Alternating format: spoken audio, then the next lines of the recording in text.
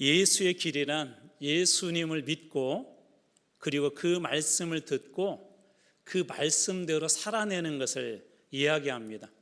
그러니까 말씀을 듣고 그 말씀대로 살아내는 것, 이것을 우리가 예수의 길이라고 그래요. 예수의 길. 그렇게 하기 위해서는 말씀 속에 담긴 예수님의 그 마음을 잘 읽을 줄 알아야 합니다. 그런 사람들 있잖아요. 말을 똑같이 들었는데 다르게 해석하고 이상하게 해석해서 원래 주인이 전했던 말하고 전혀 다른 방향으로 가는 분들이 계시는데요. 예수의 길 똑바로 가기 위해서 말씀 속에 담긴 예수님의 마음을 잘 읽을 줄 알아야 합니다.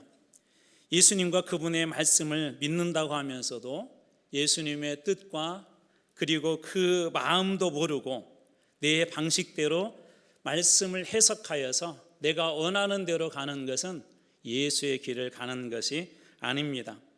말씀을 듣고 그분의 말씀으로 행할 때 진정한 예수의 길을 가는 사람일 것입니다. 마음이 얼마나 여러분 중요합니까? 그래서 우리 안에 무엇으로 채우느냐, 어떤 마음을 가지고 있느냐가 중요하다는 거예요. 그래서 우리말에 이런 말도 있습니다. 마음먹기에 따라 달라진다. 마음먹기 나름이다.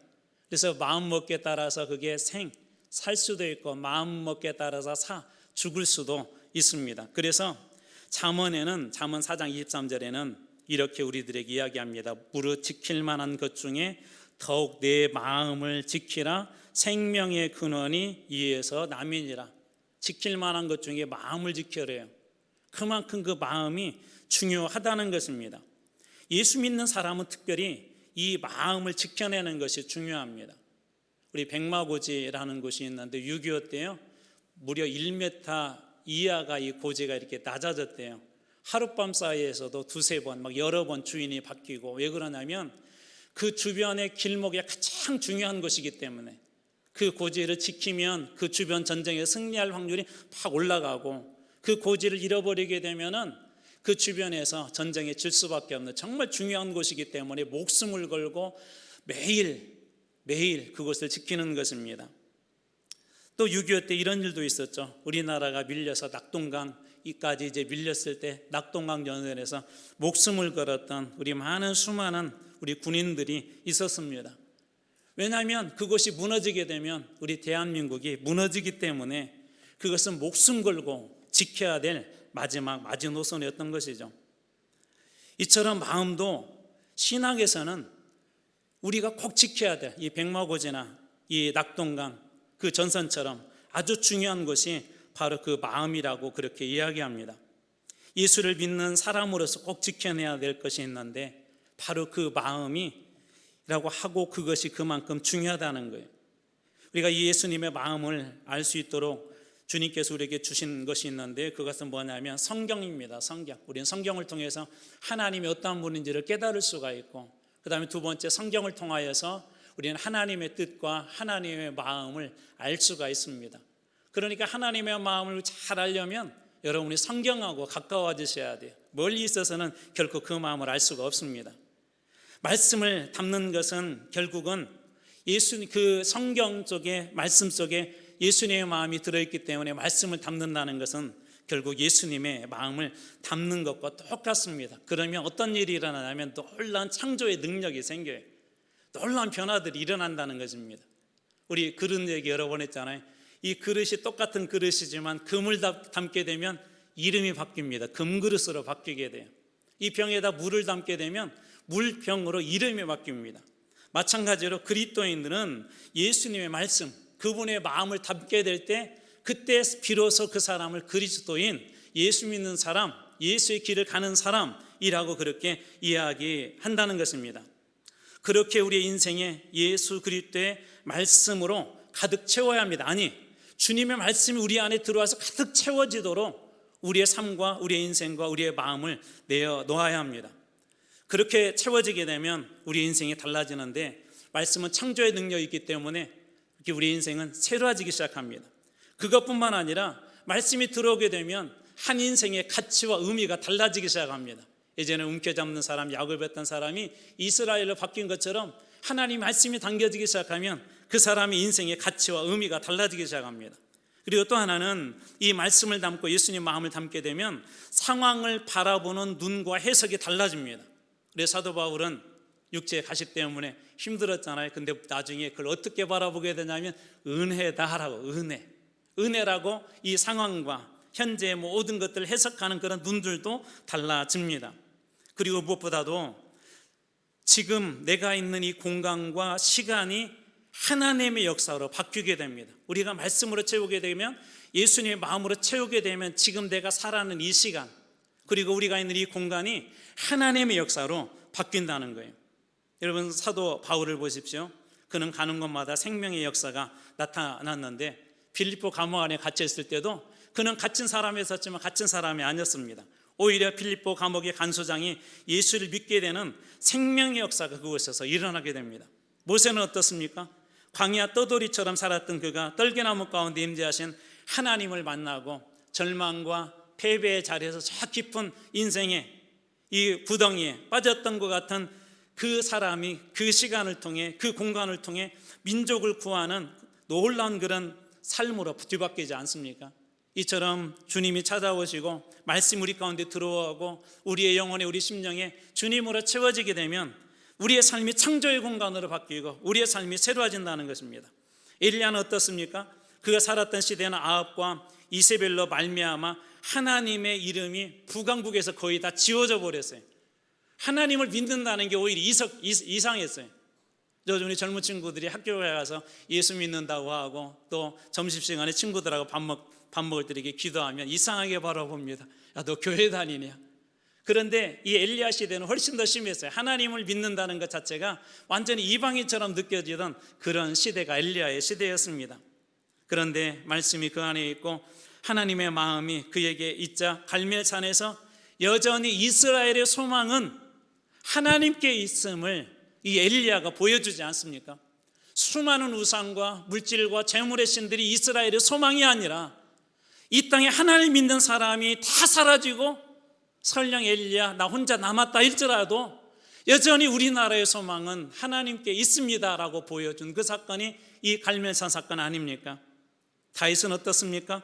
골리앗 앞에서 쩔쩔매는 이스라엘에게 전쟁의 승패는 칼과 창이 아니라 하나님의 이름을 붙잡는 사람, 그의 심령에 하나님이 있는 사람, 그것이 전쟁의 승패를 가른다는 것을 이 다윗이 보여준 것 아닙니까? 이처럼 말씀으로 예수님의 마음으로 채워지게 되면 우리의 공간이 바뀝니다. 우리 시간이 바뀝니다. 우리 인생이 달라진다는 것입니다. 예수님의 마음을 소유한 사람은 지금의 순간을 절대 절망으로 끝나게 버려두지 않습니다. 오히려 바울처럼 감옥 안에서 찬송을 하게 됩니다.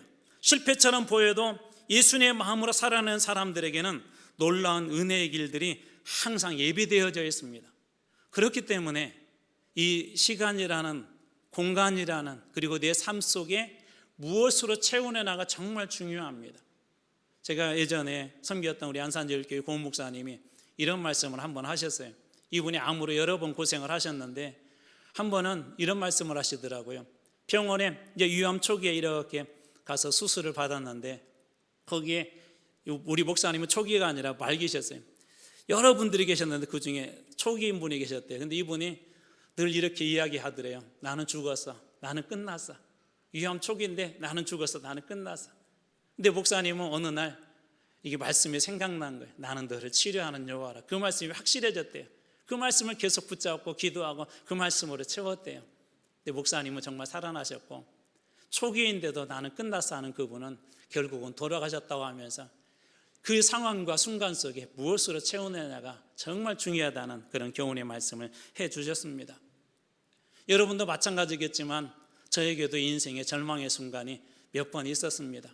중국으로 선교사를 떠날 때도 마찬가지였었고 떠나기 직전에 교회 사역은 열심히 했는데 기쁨도 없고 계속 지쳐가고 어느 날인가는 신방을 잠시 멈추고 타임이 있어서 좀 어느 정도 시간이 있어서 잠깐 차 속에서 잠을 들었는데 2시간, 3시간 피곤한지도 모르게 잠을 잘 정도로 탈진해 있었습니다. 그때 하나님께서 생각하지도 못한 곳으로 이 중국이라는 나라 선교사를 이렇게 보내셨어요. 또 중국에서 선교 사역을 하던 중 12년이 이제 거의 다 되어갈 무렵이면은 갑작스럽게 중국에서 쫓겨나야 했습니다. 순간 하늘이 무너지는 것 같았지만 한편으로 마음이 즐거웠어요. 어떤 마음이 있었냐면 1월 첫째 주에 하나님께서 주셨던 그 말씀을 여러분들에게 여러 번 간증을 했는데, 그때 말씀이 홍해 앞에서는 이스라엘이었어요. 홍해 앞에서는 이스라엘, 앞에는 홍해가 막고 있고 뒤에는 애굽의 군대가 쫓아오고 있고 좌우에는 이 산 구렁텅이가 있어서 어디로도 도망갈 수 없는 사방에 막힌 그 자리, 그 내 말씀을 읽어가는데 하나님께서 기가 막히게 홍해 그 깊은 바다의 물속에 어느 누구도 알지 못하는 기가 막힌 길을 예배해 주셨다는 그 말씀이 제 마음속에 훅 들어오면서 하나님께서도 나에게 기가 막힌 길을 예배해 주셨다는 그런 확신이 들었어요. 그리고 기가 막힌 곳에 오늘 여러분이 있는 이 자리에 도착하지 않았습니까? 그래서 저는 하나님께서 그때 주셨던 마음이 뭐냐면, 하나님께는 길이 있다, 하나님께는 살 길이 있다. 우리의 인생의 눈으로는 절망일 수밖에 없고 다 막힌 것 같지만 예수님께서 우리에게 계신 그 사람에게는 절망은 더 이상 절망이 아닙니다. 왜냐하면 예수님은 길을 만드시는 분이십니다. 왜냐하면 예수님은 죽음이라는 절망, 죄와 사망이라는 절망 중에서도 완전히 새로운 길을 만들 수 있는 그런 분이시기 때문에, 인생의 가장 큰 절망도 새 길을 낼 수 있는 분이시기 때문에 예수님이 우리 가운데 계신다면 여러분의 인생에도 그런 새로운 길들이 반드시 열려지게 될 것입니다. 그러므로 우리가 해야 될 것은 우리의 심령과 우리의 믿음과 우리의 사상과 우리의 생각과 우리의 지식을 주님께 내어드리는 거예요. 주님께서 마음껏 우리의 지식을 어루만지도록, 주님께서 마음껏 우리의 고지식한 생각들을 마음껏 휘저어서 새롭게 만들 수 있도록 주님께 내어드리는 것입니다. 이런 삶을 살았던 사람 한 사람을 뽑으라면 오늘 우리가 만나게 된 이 빌립보서를 보냈던 바울이라는 사람일 것입니다. 이 바울이 원래 선교를 아시아에 살려고 열심히 선교를 하고 있었는데, 어느 하나님께서 환송을 통하여서 저 마케도니아 성에서 어떤 사람이 애원하며 울부짖는 소리를 듣습니다. 바울 선생님, 제발 와서 우리를 좀 도와주십시오. 선생님, 제발 와서 저희들 좀 살려주십시오. 저희들에게도 복음을 전해주십시오. 바울이 계획했던 아시아의 모든 그런 선교 계획을 그날 바로 접고 바울은 이제 유럽으로 떠나게 됩니다.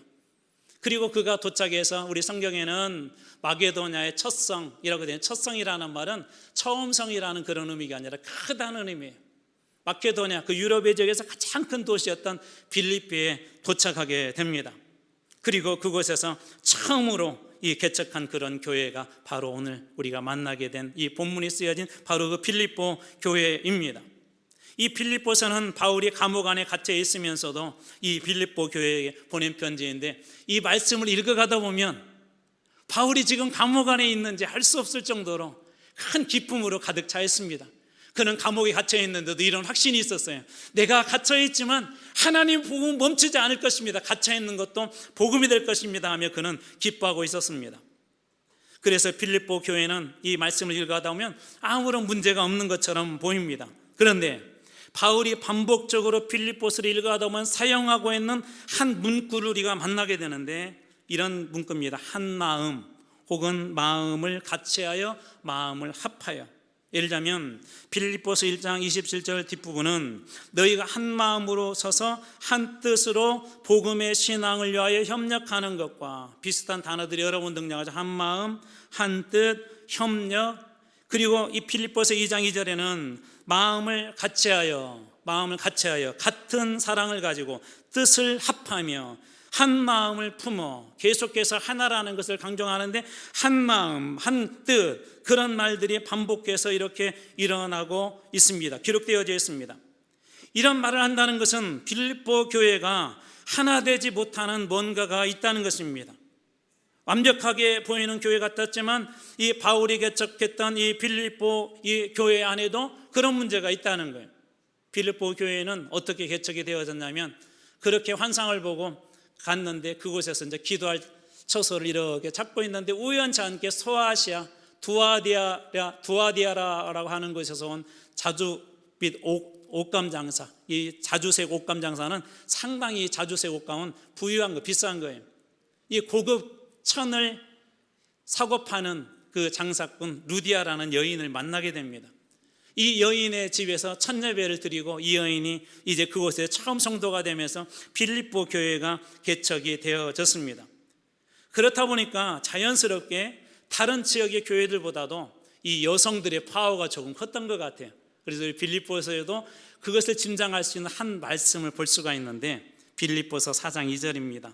내가 유오디아를 권하고 순두개를 권하노니 주 안에서 뭐라고 되어 있죠? 같은 마음을 품으라. 유오디아와 순두개, 이 두 사람은 여성으로 추정이 됩니다.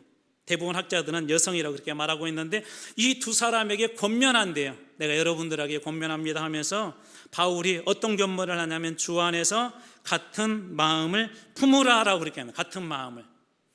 무슨 얘기일까요?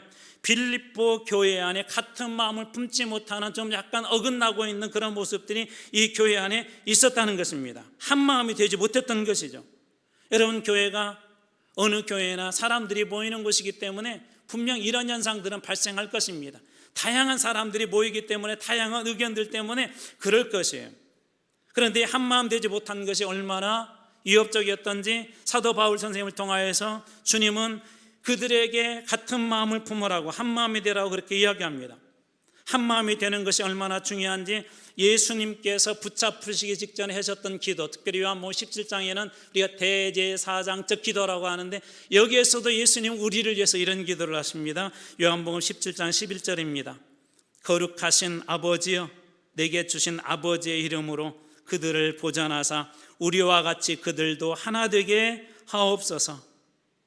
우리와 같이 삼위일체 하나님처럼 우리와 같이 그들도, 나의 제자들과 이 땅의 교회와 하나님의 백성들도 하나 되게 하옵소서라고 예수님께서 그렇게 기도하십니다. 왜 이렇게 기도하셨을까요? 첫 번째는 하나 된다는 게 쉽지 않다는 거예요. 그 다음에 두 번째, 하나 되는 것은 그만큼 중요하다는 것입니다. 여러분, 우리가 교회 사역을 해보신 분은 알겠지만 그 같은 팀원들이나 공동체가 한 마음으로 하는 것과 갈라져서 하는 것은 천양지차입니다. 초대교회에 오면 한 마음으로 모이고 한 마음으로 기도하고 한 마음으로 예배드리는 그것이 초대교회 부흥의 원동력이라는 것은 사도행전만 읽어봐도 알 수 있습니다. 그렇기 때문에 한 마음 되는 것이 아주 중요하다는 것입니다. 자, 그렇다면 오늘 이 바울을 통해서 어떻게 한 마음이 될 수 있을지 오늘 말씀이 우리들에게 교훈해 주고 있는데, 오늘 말씀은 이렇게 시작합니다. 빌립보서 2장 5절입니다. 너희 안에 이 마음을 품으라. 곧 그리스도 예수의 마음이니. 너희 안에 이 마음을 품으라. 그리스도, 너희는 교회로 봐도 되고, 너희는 여러분으로 보셔도 되고, 너희는 우리 공동체로 봐도 괜찮습니다.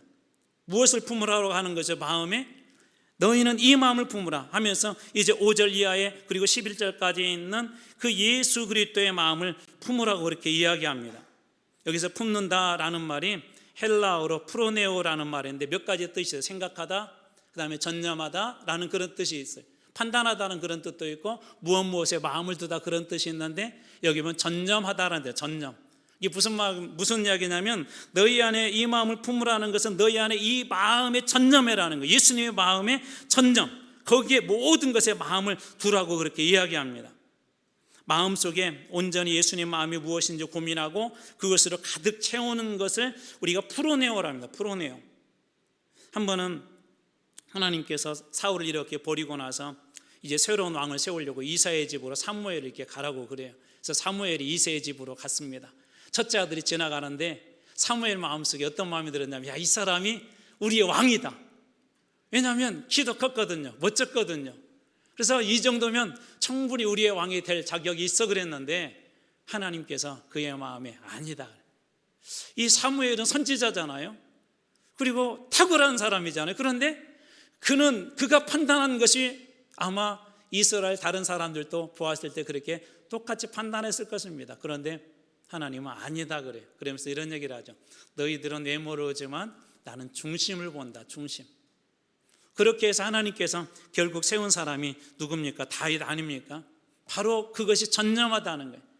내 생각을 저 사람이야 그래도 하나님께서 아니다 그럴 때 내 생각을 채워보려 거기에다가 다시 주님의 생각과 말씀으로 채우는 것, 그것이 바로 프로네오, 전념하다는 그런 뜻입니다.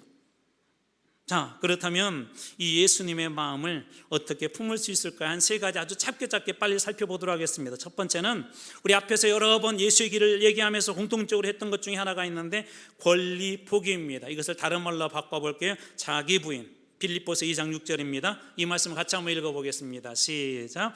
그는 근본 하나님의 본체시나 하나님과 동등됨을 취할 것으로 여기지 아니하시고, 하나님과 동일한 분이신데 하나님과 동등된 지위를 여기 포기한다라고 그렇게 번역하셔도 괜찮아요. 왜냐하면 여기 취한다는 말이 하르파그모스라는 말인데, 이 말은 조금 어떤 게 있냐면 더 욕심과 욕망과 그런 것들이 그 안에 좀 들어있어요. 그래서 이런 뜻이 있어요. 강탈하다, 붙잡다. 그것을 꼭 유지하려고 하는, 우리 자존심 건드리면은 못 참는 분들 계시잖아요. 그런데 그런 상황에서 내가 꼭 붙잡고 있는 그것을 내려놓은 상태, 그것을 취할 것으로 여기지 아니한다라고 그렇게 보시면 됩니다. 우리 지난주에 보았던 삭개오는 자신이 최고로 생각한 게 뭐였죠? 부였었죠. 물질이었었죠. 근데 그것을 내려놓지 않습니까? 우리 안에 특권의식들이 종종 있습니다. 그런데 주님 뭐라고 이야기하냐면 취할 것으로 여기지 아니하시고 하르파그모스, 그것을 붙잡았던 것을 다 내려놓는 것, 우리가 충분히 누릴 수 있는 권리임에도 불구하고 그것을 내리는 것, 바로 그것을 주님께서 이야기하십니다. 그럴 때 권리 포기할 때 그 사람이 예수의 마음을 가진 사람이다라고 그렇게 이야기합니다. 그래서 실절에도 비슷한 뉘앙스의 말씀이 이어지는데, 오히려 자기를 비워 종의 형체를 가지사 사람들과 같이 되셨고, 여기 비운다는 말은 케네오라는 말인데 무효로 시키다, 그런 의미도 있고, 또 비우다, 헛되게 하다, 멸하다라는 그런 뜻이 있습니다. 다시 말해서 권리를 포기하셨다는 겁니다. 권리. 그래서 예수님의 마음의 첫 번째는 뭐냐면, 우리 그런 거 있어요. 누군가 만나게 되면 내가 그 사람보다 나은 권리를 주장하려고 합니다. 어떤 분들은요, 나이를 앞서요. 내가 너보다 나이가 얼마나 많은데. 어떤 분들은 학력을 앞서요. 내가 더 좋은 학교 나왔는데. 여러 가지 모양으로 앞세우는데, 그것들을 내려놓는 것, 그것조차도 다 내려놓고 주님께서 무엇이라고 말씀하시는지, 만약 주님께서 하나님이시라는 그 자리를 내려놓지 않았다면 여러분 어떻게 되셨을까요? 바로 이것이 자기 부인입니다. 우리 자기 부인은 뭐라고 했죠? 나 자신을 부인한다는 게 그걸 포기함으로 하나님께 나머지를 맡기는 게 자기 부인이에요. 그냥 버리는 것이 아니라 하나님, 주님께서 제 인생 책임져 주실 줄 믿습니다 라고. 영락교회가 이렇게 서울에 내려와서 개척을 하고 교회 건축을 하는데, 그때 상당히 어려웠대요. 그래서 목사님이 그때 어떤 도전을 주었냐면, 그때 한 150여 명 교인들이 모였는데, 여러분들이 10일 먹을 양식만 놔두고 하나님 앞에 다 헌금할 사람들만 건축 헌금하십시오. 좀 어떻게 보면 좀 무섭죠. 10일 동안 먹을 양식만 놔두고 나머지는 다 우리 하나님을 위해서 한번 헌신해 보자고. 왜 그러냐면 북한 땅에서 이북에서 넘어오신 분들이잖아요. 신앙 때문에 넘어왔잖아요. 신앙 때문에 넘어왔는데, 목숨을 걸고 넘어왔는데, 우리가 이것을 넘지 못하면 진정한 교회를 세울 수 없다는 그런 입장에서 목사님이 도전을 준 거예요. 그런데 무려 3분의 1이 넘는 분들이 그렇게 온전히 헌신하고 많은 분들이 헌신을 했대요. 그것이 권리 포기예요.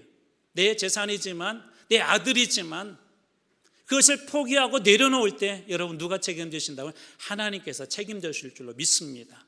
두 번째 예수님의 마음은 낮아지심이었습니다. 빌립보서 2장 8절 뒷부분입니다. 사람의 모양으로 나타나사 자기를 낮추사, 타페이노라는 말인데 낮추다는 말을 이렇게 번역해서 자기를 천하게 하사.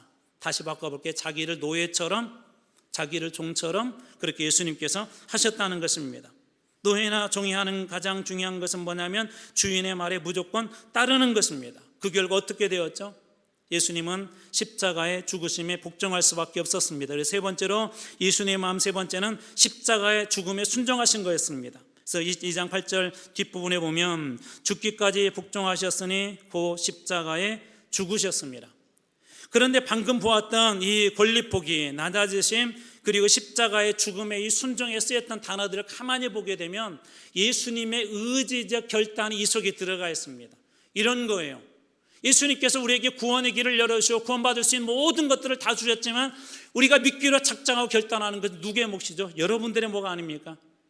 예수 그리스도를 주로 믿기로 작정한 사람들은 그렇게 결단할 것입니다. 마찬가지로 예수님께서도 이 예수의 길, 예수께서 스스로 그리스도의 길을 가기 위해서 이것을 의지적으로 그렇게 결단하셨다는 거예요.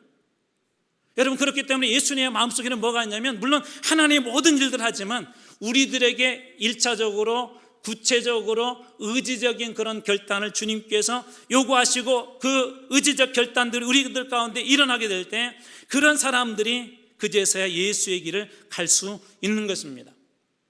야곱이 야복강에서 결단한 것이 의지적 결단이거든요. 그게 뭐죠? 이제 형 에서가 이렇게 온다는 그런 얘기를 듣고 먼저 다 보냅니다. 가족도 보내요. 가축도 먼저 다 넘겨보냅니다. 무슨 얘기예요? 그 다음부터는 하나님께 맡기겠다는 것입니다. 그리고 그가 야복강강에서 하나님과 씨름하자 이런 얘기를 합니다.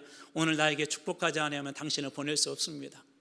마지막 그의 인생을 이제 누구한테 거는 거예요? 하나님께 걸지 않습니까?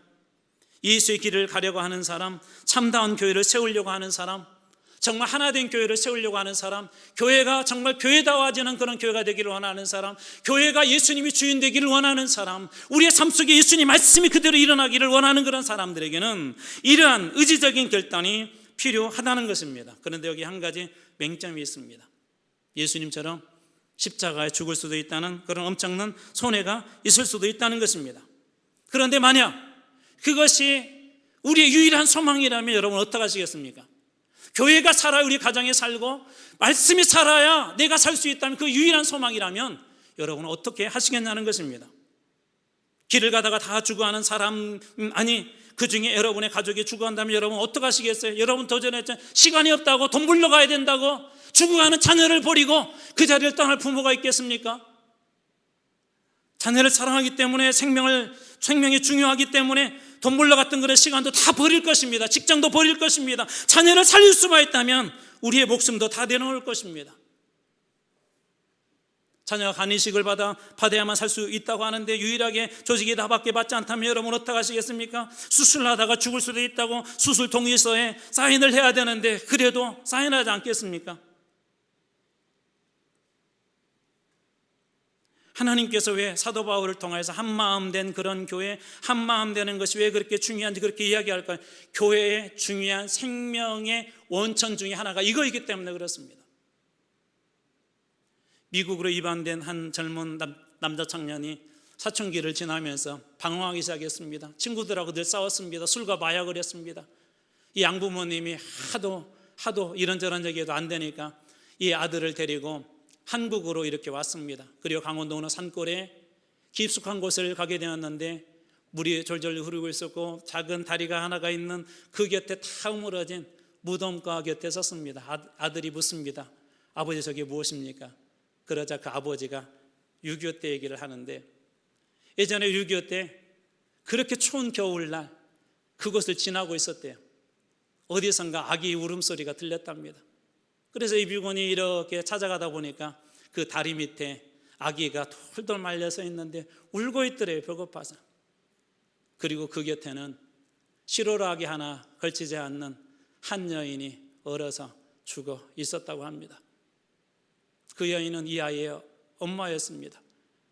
아이를 살리기 위해서 옷을 하나 둘씩 벗어주었는데도 워낙 날씨가 춥다 보니까 아이가 얼어 죽을 수도 있다는, 그리고 얼어 죽을 수밖에 없는 그런 상황이 되니까 자기의 속옷까지 다 되어서 그 아이를 살리고 이 엄마는 그 자리에서 죽은 것입니다. 이 미군이 하도 불쌍해서 이 아이를 데려다가 아들로 삼고 미국으로 데리고 갔습니다. 아마 여기 계신 분들도 그런 상황이라면 그 아들을 그렇게 살릴 것이라고 저는 믿습니다. 여러분, 예수님이 그런 분 아니셨습니까? 예수님께서 모든 걸 다 내어주고 우리를 살리시지 않았습니까? 왜 그렇죠? 한 사람의 영혼이 너무나도 중요하기 때문에. 왜 교회를 예수님께 세우셨습니까? 왜 피 흘리기까지 그 모든 걸 다 내어주시면서 이 땅에 이 교회들을 위해 세우셨습니까? 교회를 통하여서 여전히 한 사람의 생명을 살리는 것이 중요하기 때문에 주님께서 교회를 세워주신 거 아닙니까?